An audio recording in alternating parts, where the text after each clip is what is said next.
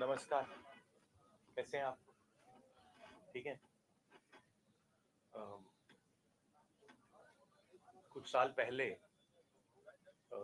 नरेंद्र मोदी जी ने ये हिंदुस्तान का जो पॉलिटिकल फाइनेंस का सिस्टम है उसको साफ करने की बात की थी और इलेक्टोरल बॉन्ड्स का जो कॉन्सेप्ट है वो नरेंद्र मोदी जी ने डेवलप किया और उसको इम्प्लीमेंट किया। और कुछ ही दिन पहले इलेक्टोरल बॉन्ड की सच्चाई देश को दिखी। बेसिकली जो नरेंद्र मोदी जी ने इलेक्टोरल बॉन्ड का कॉन्सेप्ट रखा है वो दुनिया का सबसे बड़ा एक्सटॉर्शन रैकेट है। मैं फिर से कह देता हूं, दुनिया का सबसे बड़ा नेशनल लेवल का एक्सटॉर्शन रैकेट है। कंपनियों से हफ्ता लेने का तरीका है, कंपनियों से कॉन्ट्रैक्ट्स का शेयर लेने का तरीका है और शायद सबसे बड़ा, दुनिया में सबसे बड़ा भ्रष्टाचार का स्कैम है। इसके सब आंकड़े आपके सामने हैं। पूरी कंपनी की लिस्ट अभी आई नहीं है। इसमें शेल कंपनीज हैं, इसमें सीबीआई ईडी से प्रेशर डाल के पैसा लिया जा रहा है, डेट्स हैं, कंपनी पर केस लगता है, उसी के थोड़े दिन बाद बीजेपी को पैसा मिलता है, हजारों करोड़ रुपए का कॉन्ट्रैक्ट मिलता है, कॉन्ट्रैक्ट का एक कट बीजेपी को डायरेक्ट मिलता है। तो ये प्रधानमंत्री का कॉन्सेप्ट है और दुनिया में सबसे बड़ा भ्रष्टाचार का, करप्शन का उदाहरण है। अंग्रेजी में बोलूं या some years back Prime Minister came up with a concept which he claimed was designed to clean Indian political finance, and at the heart of the concept was the idea of the electoral bond, the ability for corporates to give electoral bonds anonymously. Now it turns out that this is a way of extorting money from India's largest corporates. It is a way of stealing money from the biggest contracts in the country. It is a way of intimidating corporates and making them, forcing them to give money to the BJP. So it is the world's biggest corruption scam. It is the world's biggest extortion racket, and it is run by the Prime Minister of India. I don't really expect the Indian media to pick up this in a large way, because I know, from past experience, the type of things you focus on. But this is huge theft taking place right in front of everybody's eyes, and it has been orchestrated by the Indian Prime Minister. Now, if you have any questions, please. Yes, Archana. I'll come to you.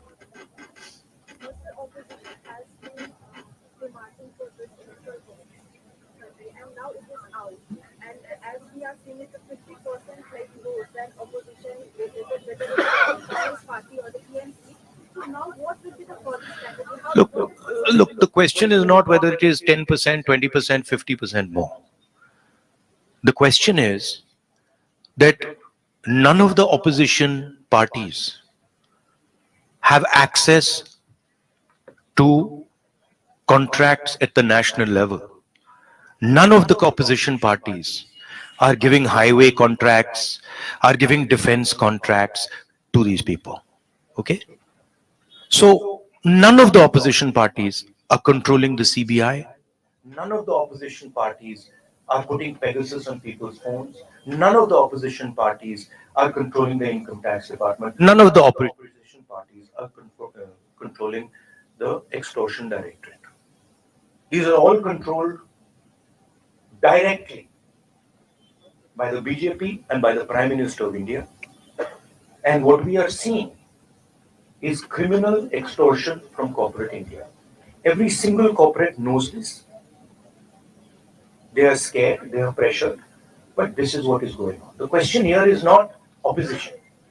The question here is that months after a contract is given, the corporate is suddenly giving electoral bonds to the BJP. The question here is, immediately after CBI is filing a case, ED is filing a case, the corporate is giving money to the BJP. This is the issue here, right? And it is blatant, and it is run by the Prime Minister of India. Yes. By law for extortion, you need a complaint in a way through electoral bonds. This got 5,000 crores. Congress also got around 1,400. So these are allegations.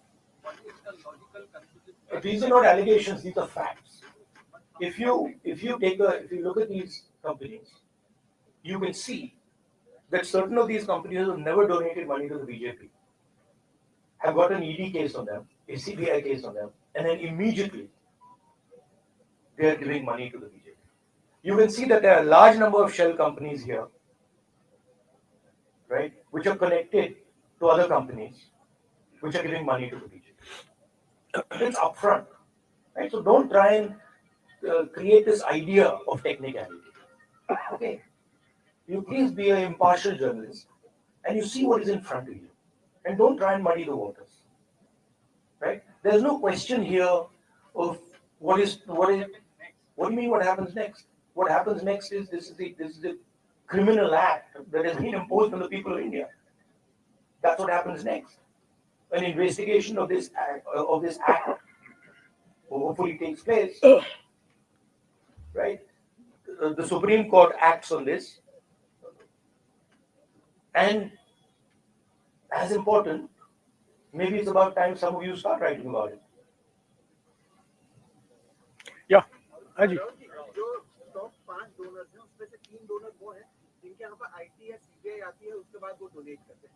अब कल चुनाव आयोग की ओर से date भी declare किया जाएगा चुनावों का, तो ये कितना अहम मुद्दा रहने वाला है 2024 चुनावों के लिए? आप लोग नहीं, ये देखिए, ये बहुत अहम मुद्दा तो है,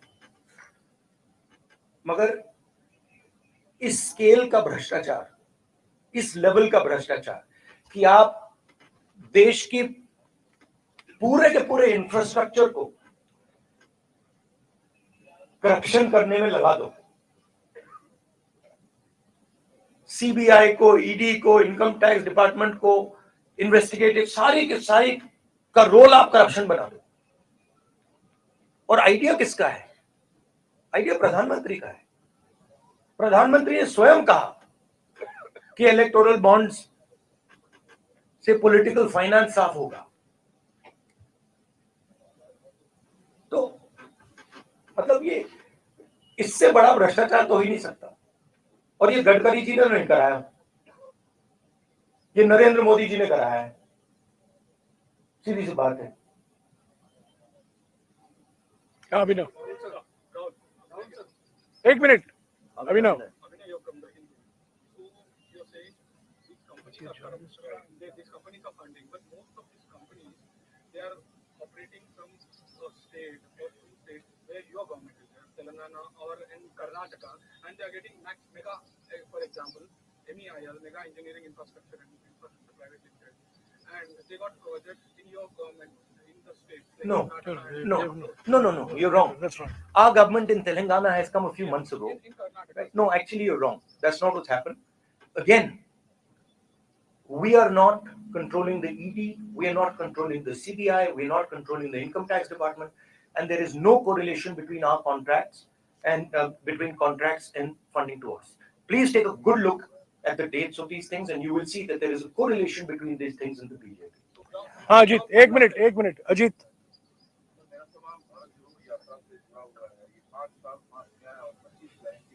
भैया हमारा फोकस आज ये भ्रष्टाचार पे है, कल नहीं। अच्छा, तो यात्रा कल खत्म होगा, ये जो चुनाव 2024 का है, ये आपके लिए डू एंड डाई का चुनाव क्या होगा? और अगर कांग्रेस हारती है तो पहली बार होगा कि 15 साल के लिए देखिए आप इसको डिस्ट्रैक्ट करने की कोशिश मत कीजिए, ठीक है। ये यात्रा के बारे में नहीं है, ये भ्रष्टाचार के बारे में है। आप लोग लगे रहते हो कि डिस्ट्रैक्ट करना है। रियलिटी ये है कि सबसे बड़ा भ्रष्टाचार हिंदुस्तान की हिस्ट्री में, हिंदुस्तान के पूरे इंस्टीट्यूशंस को लेकर नरेंद्र मोदी ने किया है, ठीक है। तो आप काइंडली इसको डिस्ट्रैक्ट करने की कोशिश मत कीजिए, बड़ा ऑब्वियस हो जाता है, सब लोगों को समझ आ जाता है। सर मैं एक पॉलिटिकल सवाल पूछूं। हाँ जी। सर इस तरह से महाराष्ट्र की जो पार्टियां हैं, सेना है, राष्ट्रवादी है, और भी अलग अलग प्रदेश में इन पार्टियों को दो टुकड़ा किया जो महाविकास आघाड़ी के साथ में है, उसका इफेक्ट कितना पड़ेगा? और नहीं, वो दो टुकड़े में वो जो किया उसका पैसा कहां से आया? यहीं से तो आया। जो ये हिंदुस्तान में state government after state government गिरा रहे हैं, पैसा कहां से आ रहा है? इधर से तो आ रहा है। और ये अभी तो छोटा सा भाग दिखा है।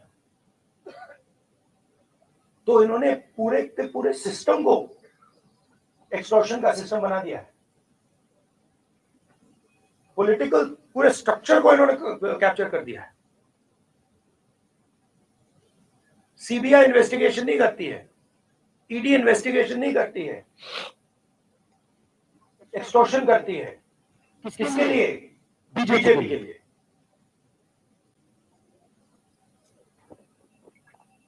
हाँ जी, एक मिनट हो गया। आपके सवाल सवाल हो गया, यही है ना हो गया। कि ये जो पार्टीज को तोड़ा गया, कैमरा मत दीजिएगा, कैमरा के नीचे रखिएगा प्लीज। ये उसको ऑफ कर दीजिए, उसको ऑफ कर दीजिए। ये पार्टीज को जो तोड़ा गया उसको बीजेपी ने, सेंट्रल लीडरशिप ने तोड़वाया। तो ऑब्वियस है, वो तो मतलब अमित शाह वही काम करते रहते हैं। उन्होंने उनको पैसा दिया, ये भी सब जानते हैं, पूरा महाराष्ट्र जानता है। पैसा कहां से आया मैं आपको बता रहा हूं, पैसा कहां से आया। बट सबसे बड़े कॉन्ट्रैक्ट्स हैं, उसका हिस्सा लेकर बीजेपी ने सरकार को गिराया। तो नीति यही है, फाउंडेशन यही है। हाँ जी, राहुल जी, आप एक्सटॉर्शन को लेकर, तो इस मुद्दे को लेकर आप सुप्रीम कोर्ट जाएंगे? जो भ्रष्टाचार हुआ है आपका मानना है, तो इसको इस मुद्दे नहीं, मेरा मानना मतलब आपने पढ़ा नहीं इसके बारे में क्या? आपने अभी बोला तो आपने लिस्ट दी कंपनी की, आप मीडिया में हो ना। नहीं, जाएंगे क्या, हम रेज करेंगे, मगर आपका भी काम बनता है ना। कहां कर रहे हो आप? तो ऐसे बोल रहे हो जैसे हुआ ही नहीं। तो मेरा कहना है, हाँ, सुप्रीम कोर्ट का रोल है, आपका रोल है। ये पूरा का पूरा जो हिंदुस्तान का इंस्टीट्यूशनल फ्रेमवर्क है, इसको बीजेपी ने कैप्चर कर रखा है। और पूरे सारे के सारे इंस्टीट्यूशंस इसी काम में लगे हुए हैं। ये एंटी नेशनल एक्टिविटी हो रही है, इससे बड़ी एंटी नेशनल एक्टिविटी हो ही नहीं सकती। और दुनिया में सबसे बड़े लेवल पे हो रही है, सबसे मतलब मैक्सिमम जैसे किया जा सकता है वैसे किया जा रहा है हिंदुस्तान में।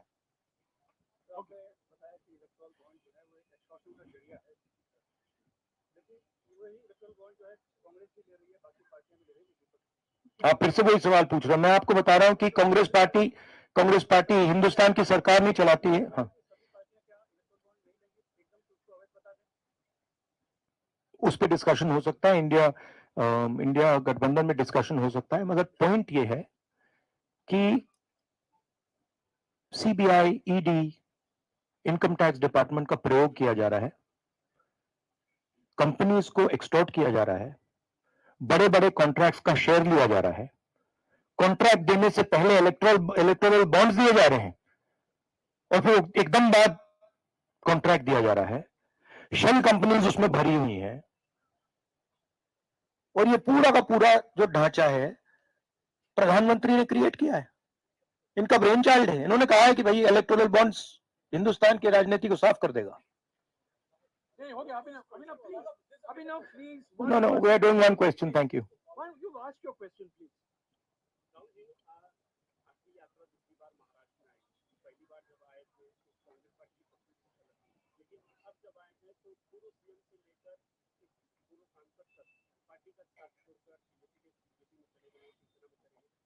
नहीं, देखिए, पार्टी का साथ छोड़ के नहीं गए हैं, पैसा देकर, सीबीआई को यूज कर ईडी को यूज कर उन पर दबाव डाल के इनको पार्टियों को तोड़ा गया है। कांग्रेस को नहीं तोड़ा गया है, कांग्रेस का कोई नहीं गया है, कांग्रेस एक बिल्कुल साफ खड़ी हुई है वहां पे। हाँ ठीक है, वो मिलन दे रहा है, वो ठीक है, वो कोई बड़ी बात नहीं है। तो हमारी पार्टी इंटैक्ट है, जरूर अशोक चौहान गए, मिलन तिवारी गए, पर हमारी पार्टी इंटैक्ट है। शिवसेना को ये एनसीपी को पैसे से तोड़ा गया है। कैसे तोड़ा गया है आज मैं आपको बता रहा हूं। और चुनाव में यहाँ पे कांग्रेस पार्टी और हमारा जो गठबंधन है रिकॉर्ड मत से जीतने वाला है।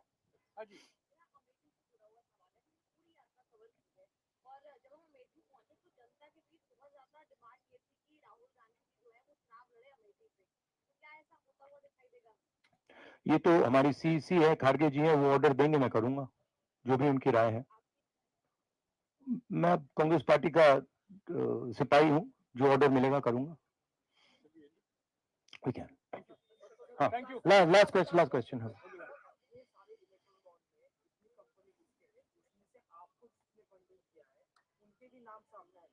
तो आगे चलकर ऐसा होगा क्या कि आपको जिसने फंडिंग किया है उनको भी सीबीआई ईडी से फिर से टारगेट किया जाएगा? हो सकता है। सीबीआई और ईडी जैसी चीज नहीं है, वो बीजेपी का औजार है, वो बीजेपी के कंट्रोल में है। हिंदुस्तान में जो हमारे इंस्टीट्यूशंस हुआ करते थे, वो आज इंस्टीट्यूशंस हिंदुस्तान के नहीं है। चाहे वो इलेक्शन कमीशन हो, चाहे वो सीबीआई हो, ईडी हो, ये सब हो, ये अब बीजेपी और आरएसएस के हथियार हैं। ये हिंदुस्तान के इंस्टीट्यूशंस नहीं रहे, इसीलिए ये जो हो रहा है ये हो पा रहा है। अगर ये इंस्टीट्यूशंस अपना काम करते, अगर सीबीआई अपना काम करती, ईडी अपना काम करती, तो ये नहीं होता। तो उनको ये भी सोचना चाहिए, ये जो सब कर रहे हैं, कि किसी ना किसी दिन बीजेपी की सरकार बदलेगी और फिर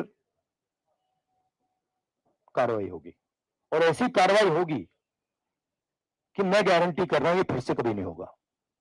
तो उनको भी सोचना चाहिए। Thank you.